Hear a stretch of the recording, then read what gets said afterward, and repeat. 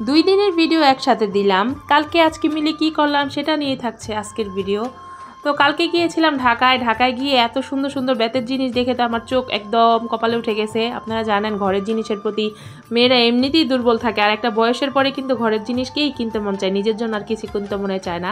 আর ঢাকায় গেলে কিন্তু এই জিনিসটা আমি কখনোই মিস করি না। এটা হচ্ছে মকটেল, বিভিন্ন ধরনের ফ্লেভার দিয়ে আপনাকে মকটেল একটা দিবে, সেটা হচ্ছে 50 টাকা। আমি কিন্তু নর্মালটাই নিছি। আর এখানে হসপিটালে বসে বসে নিজেকে একটু দেখতেছিলাম।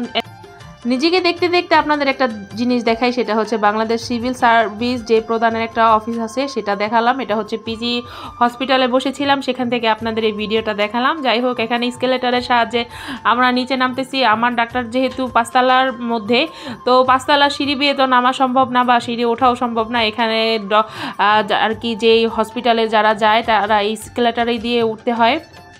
তো যাই হোক, কথা না বাড়িয়ে এখন পুরো ফুল ভিডিওতে আসা যাক। হ্যালো এভরিওয়ান, আসসালামু আলাইকুম। আরেকটা নতুন ভিডিওতে নিয়ে চলে আসলাম আপনাদের মাঝখানে। আমি হ্যানাজ ড্রিম কিচেন পেজ থেকে। তো কালকে গিয়েছিলাম ঢাকা তো যে দেখি কি একটা থমথমে পরিবেশ।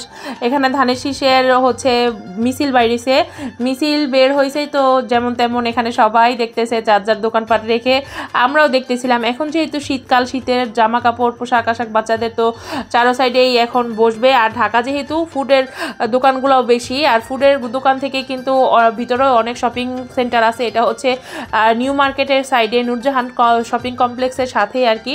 তো আমরা গিয়েছিলাম ওইখানে বেসিক্যালি কিছু সিঙ্গারা সমোচা খাওয়ার জন্য। এখানে নাকি একটা নাম করা সিঙ্গারা সমোচা আছে, কিন্তু আমাদের কপাল খারাপ, ওই দিন ব্যাড লাক। আসলে হয়তো হাইপটা সত্য, মানে আমি একটা ভিডিও করার ইচ্ছায় গিয়েছিলাম, যেই দেখি একদম সিঙ্গারা সমোচা শেষ, তো নতুন করে তারা ভাজতেছে, তো সেই ভিডিওটা নাই।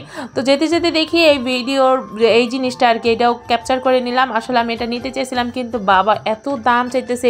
এই ছোট্ট একটা বাস্কেটের দাম নাকি 400 টাকা। তো যাই হোক, হাঁটতে হাঁটতে হয়রান হয়ে গেছি। আর এই মকটেলটা তো আমি কখনোই মিস করি না ঢাকা গেলে। এই লেবুর পিনিক, অনেকে বলে লেবুর পিনিক, আসলে এটার নাম হইতেছে মকটেল।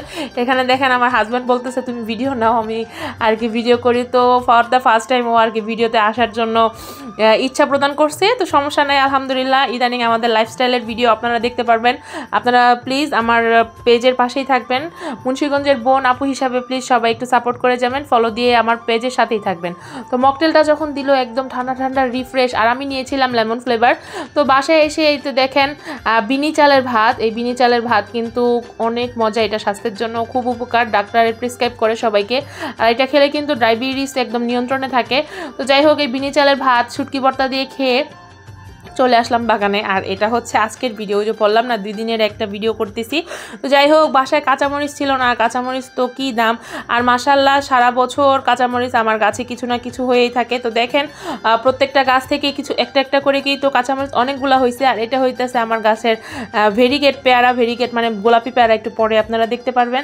আর আমার মেয়ে দেখেন একদম গাছের উপর উঠে বসে আছে। আমি বলতেছি তুমি গাছের উপর কিভাবে উঠলা? আমি তো গাছের উপর থেকে উঠতে পারি। আমি বললাম যে তুমি কি নামতেও পারো? হ্যাঁ নামতে পারি। ও নেমে দেখাইতেছে, দেখেন এক লাফ দিয়ে একটু নেমে গেল। তো যাই হোক, সবাই মাশাল্লাহ বলে দিবেন। ও এখানে গাছটা কিন্তু একদম ছোট, এই জন্য উঠতে পারে, বাচ্চা মানুষ যেহেতু। তো এই তো গোলাপি পেয়ারা আপনাদের দেখাই দিলাম। সবাই ভালো থাকবেন, আমার জন্য দোয়া করবেন। আল্লাহ হাফেজ।